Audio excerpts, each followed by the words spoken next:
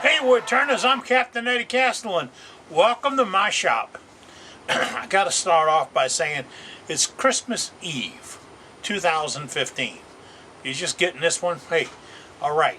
But I gotta say Merry Christmas to all my wood turning buddies out there. Guys, gals, kids, everybody. Hope you have a very Merry Christmas. I know that's politically incorrect, but I'm old school and I think it's the right way to go. So, if nothing else, holler out Merry Christmas right now. Somebody's bound to hear you and you'll make their day. We got a few tips to share with you. If you want to know what they are, all you got to do, you know the deal, right? Watch.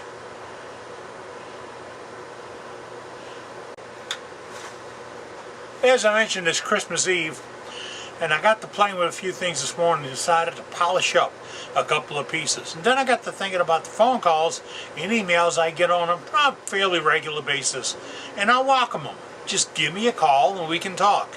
Okay, guy called the other day. He said, I got a plate on a lathe and I want to finish this off. What do I do? I said, okay, first you're going to sand. Now, let's get down to the nitty gritty. If you're sanding with hardware store sandpaper, you're losing money and effort. So step up to somebody who makes sanding paper for the wood turning industry. It normally comes out in these discs. See these discs? They fit on something like this little soft pad, scrunchie pad, so you don't have to hold them in your fingers. So you pop one off, you pop on another. You see what I'm talking about? Looks like you need to wash dishes with it. Don't do that, okay? Made for lathe. You go to the yeast and you start down here on the bottom. Not up here on the top. See how it's pushing to you? You can control it better when it's pulling away from you. And you're just going to sand. So that's a piece of 120 grit paper I have on there. And I'm just going to knock the loops off. Now, how far I'm going to take it? Well, this piece has been sitting on here for a little bit over a year.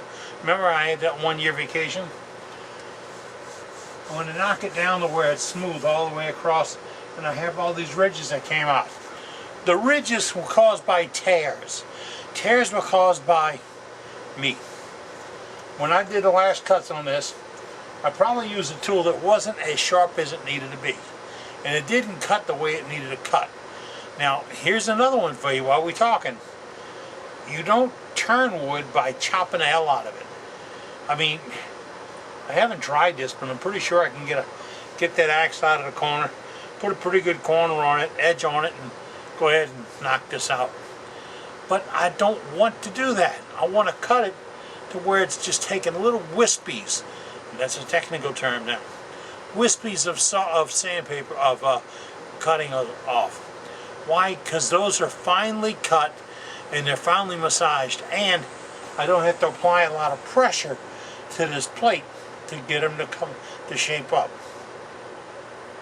The pressure, whether it be the densest wood or the softest wood that you have around your house. And oh yeah, here's another one. Don't ever believe that hardwood, softwood story when it comes to wood that you can turn. Because some hardwoods are extremely soft and some softwoods are extremely hard. It all depends on what kind of leaves or needles they have on a tree. You see, if we let those foresters guide us, they're not interested in the wood turning thing. No offense, but they're just not, okay? So you find one that's got the nice grain that you want to work with, and you make your cuts. And remember, if you just hog the wood out, look at it this way. If you take a 2x4 and you whack it across the stays on your lathe, it'll crack. But that's not as good a cut as if you took your skill saw and cut that off, because you cut it instead of broke it. Well, if you take the big cutters, and I'm talking big cutters and everything, everybody wants a big cutter. If you take the big cutters and you hog the wood away, you've probably damaged what's left. And then when you start cleaning it up, there's a whole lot of high spots, low spots, high spots, low spots, and they look bad. And you're trying to figure, what did I do? I sanded. You cut too rough, and you didn't get past that for the sanding. So, step one, get a good clean cut. Step 2, sand. Now after you've sanded with the 120 or 180, then take a hard look at it. If you still got the highs and lows, get your scraper or your gouge or whatever, and make some light passes to clean up the surface a little bit. Then go back to sand it a little bit. Remember, you're moving micros, just micros. That's all it takes. It takes removing them and getting them flat to make it look great, or make it look, nice work, wish you sanded it. You know, I lost some friends that way. Look at their work and say, wow, this is going to look really good when you say, oh, you did sand it, huh? Oh, okay. But that's how you get there. And sanding is always close to the last step. But you have to be ready to sand when you get there. Tell you what you do. Here's an idea. Go out in the shop, chuck up a piece of wood, and make a couple of passes on it. And then take your gouge and just gouge across it. And you see what the damage is. And then set your gouge up on an angle and make some light drawback cuts. And see what happens. You should, if your gouge is sharp, you should remove little wispies. Remember I told you about that technical term? Little wispies should come off. That is cleaning up that cut. So now it should be perfect to sand. I've had pieces where I can't say you can start sanding at 400. Had guys say, man, it looks like you started at 400. You really can't. Oh, you can get away with it, but you can rob banks too. But one day you're going to get caught. Let's just say if you give a great cut, and then you sand from 80 or 100 all the way up to 300 or 400, you're going to have an awesome looking finish.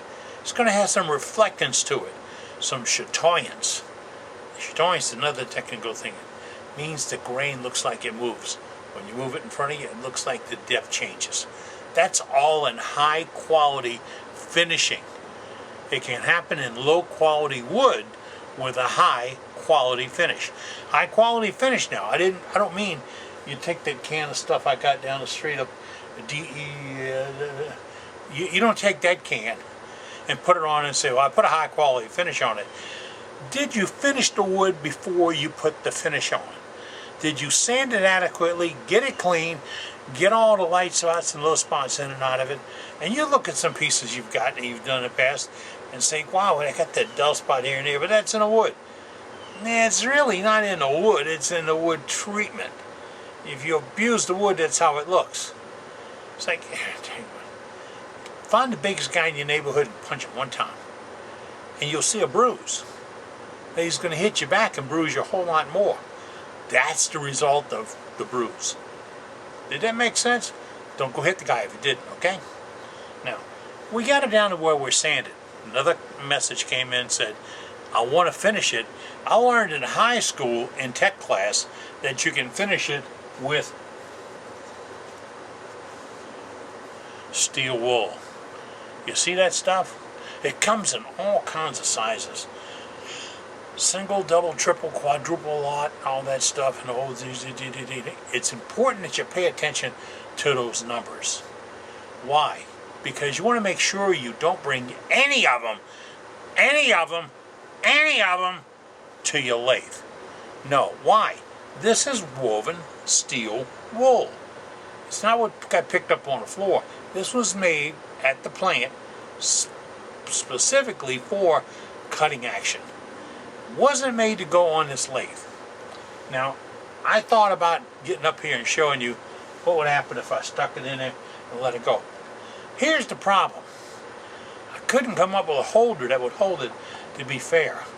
But I'm going to tell you right now, this could suck a finger off, give you burns and tears in your hand, get up in your eyes and your face, screw up your motor, ruin your work. Don't bring it to the lathe. Steel wool, no. Another no, this is a real good one, because you get this all the time. Guy said, I put that finish on the other day, and when I got done, my rag was all gooped up. You what? What'd you say it was? A rag? My dad was the master of the pocket handkerchief. Really. His looked like hell all the time because they were the general purpose wiping cloth everywhere. And I'm talking about the guy that is, his picture is right next to Renaissance Man in a dictionary. No rags come to the lathe. Why? Same reason as that steel wool. It will get caught up, get pulled, shred it, pulled in there, it'll pull a finger off. What? Yes. A face cloth, a towel, the sleeves off your old t-shirts, your socks. I don't want to get into all the other things that you could bring out to your shop to plug in, but you don't want to sand with. You don't want to use it.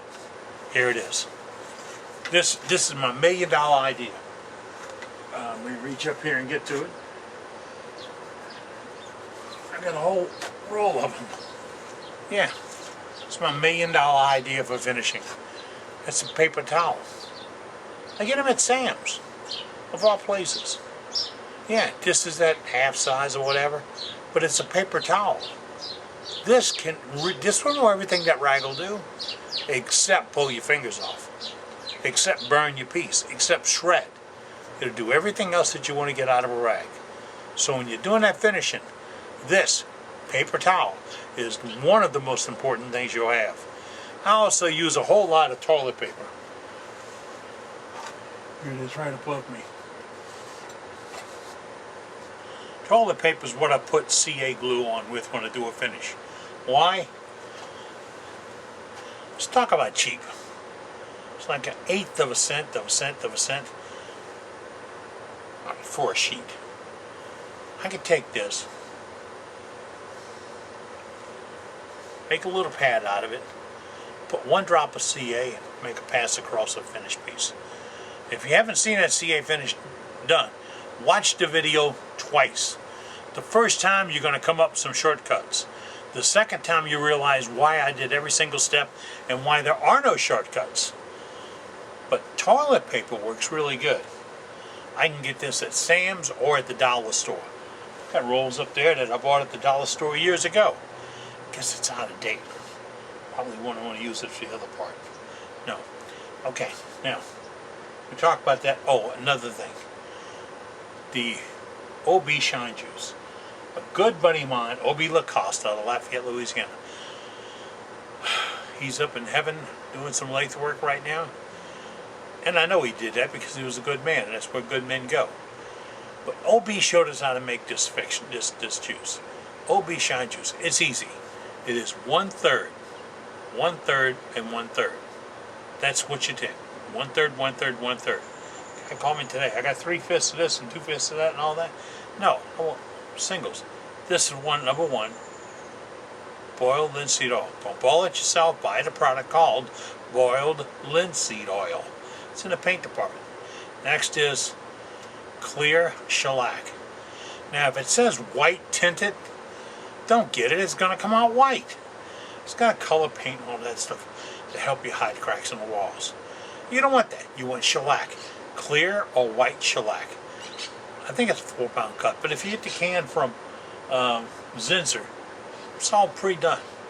And the third one is denatured alcohol. Denatured alcohol, alright, here's what it does. The shellac is what you want. That's what you're trying to get on a piece. To get the shellac there, you need the alcohol to thin down the shellac. But when you start moving around, you need the linseed oil to give it some lubricant and let it move. That's why those 3 things are in there. Now, if you put it in a little squeeze bottle like this, or you steal the one from your wife's kitchen, well, it's your kitchen, but your wife claims it, then if it'll lose a little bit of the alcohol, it'll look like it's shrinking down. Well, when you get done using it, all you got to do is put a rubber band or a piece of tape right where it is in the bottle. Next time you pick it up, if it's down 1/4 inch or so, put some more linseed oil, some more alcohol in it. That's it, alcohol. Nothing else went away, just the alcohol. And it'll help you move it a little bit better. If it's not moving at all, then you ran out of alcohol and it's just soliding. Soliding? It's just starting to cure on its own. It's just no good. Alright, so you got that. Third. Now, talk about that. Oh, a guy said, when I do the OB Shine Juice, I'm not getting enough shine. Well, you can build the coats up over a day or two or three and keep rubbing coats in. Then let it cure a couple of days. Then buff it off. And you'll see the shine come back. It ain't staying. It's only there for a little while. But if you want it there for a long time, put something like Renaissance wax on it. Renaissance is a microcrystalline wax polish. I don't even have any idea who made it. It comes out of England. But this is really good stuff. Renaissance. Do this. Should have cleaned some of this up. You see what I'm talking about? Because down here in Louisiana we talk funny. Renaissance. This is a 2 or 7 ounce container. And I know I've had this in the shop since 2003. That's 12 years. Wow. You know why? Because I only need a little bit on a paper towel to smear it on the piece, and then I buff it. And I got one wheel that's got for buffing on the buffer. So, I mean, I'm just going to polish, which is great. That's how you got to get the finish on it. And, oh yeah, if you're looking for sand supplies, throw this out here because this is my buddy. You see that Vincent's Wood Wonders and that 877 phone number right there? Well, that is the phone number for Vince Welsh. And Vince does wonderful work with sandpaper supplies. He's got them. He's a wood turner. He knows how to do this. He's also got a whole series of YouTube videos out there all about it. But go to Vince for that. So, because he's got it. He's got a regular job, and he's also got this. So, hey, I applaud a man that works for a living. Just as long as I don't have to do it. Alrighty, so we talked a little about finish. Remember, no paper towels, no rags, no steel wool. Keep your fingers out of the fight. Scrape your work to get the really great finish on it. And when it's all said and done, put a little wax on it and buff it up. Really does make a difference. So, I'm Captain Eddie Castle, and you join me today as I went to the shop to do a little making shavings. Hope to see you back again real soon. And before you wander off, I got to thank a couple other folks. Ruth Niles with SS Niles Bottle Stoppers. Great lady, has great equipment. I found out later on, a guy I helped put in business years ago, he makes some of the equipment and supplies that she sells. So, Ruth Niles. And there's JT Tools. He's got those hollowers and a bunch of other tools. I've got a bunch of his stuff. JT Tools. Oh man, I told you about Vince just now, but there's a guy with the tool shop up in the northwest up there, and he has got some awesome stuff. And if I think about it, I'm going to put his name and contact number right here. Great people to help you out when you need help out. And I'll tell you how that worked out. September 2014, I was diagnosed with a brain tumor. That's the zipper on my head is for. They went in and removed the brain tumor, but something went wrong. Number one, it was killing me, but the drugs I was taking needed to wear off. And the doctor, I felt obliged to, and I still am, said, I have to take it now. He went in and get it. And it didn't work out real well. He was a great guy. He went in there twice. It put me in a coma. And it was a year before I got all my functionality back. Now, I walk okay, just not steady. I've got some moments where I can't remember names, like the guy I want to tell you about the tools. But all that, you got to look at it this way. My wife and my adult daughters and my wife's sister and her adult daughter, they all came to my rescue. I had 5 women ready to fight off a whole hospital. The Ochsner Hospital, that's big. They were ready to fight them off because they said, I got to get better. I think what she was saying is I wasn't worth anything dead. But they don't talk like that anymore. I think they realized that hurt my feelings. But they got me through it. And a year ago today, I stood for the first time in 4 months and took 21 steps. And they weren't much of a steps. I had 3 people helping me. There's a video on YouTube about it right now. Not YouTube, pardon me. It is on Facebook. Go to me on Facebook and look me up. Look up Eddie Castellan. And go to Facebook and you'll see my videos. If you want to join, put a message and I'll let you join. I don't care. It's okay with me. We all share stories.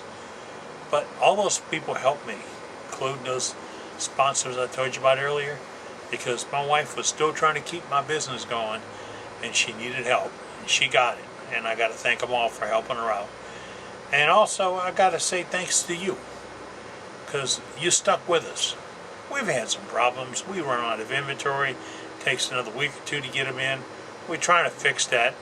But just as soon as we think we got it fixed, you see a video that you like and you call and say, I want to buy this. And you're not alone. You're in with about 300 other people that are doing it at the same time. So, but we catch up, and we really appreciate it. Now, if you need anything dealing with carbide cutters, pardon me, the templates and things like that, all you have to do is go to my website, www.eddiecastellan.com, right here, and look it up. It's there. Okay? And again, thanks. I hope you and yours have a very Merry Christmas. How am I doing that right now? Merry Christmas! You see, I don't care who's in the room with you, they're going to laugh. And that's what you got to do in life. Sometimes you've got to do things that make people laugh. I'm Captain Eddie Castellan. You be good, and I'll see you again soon.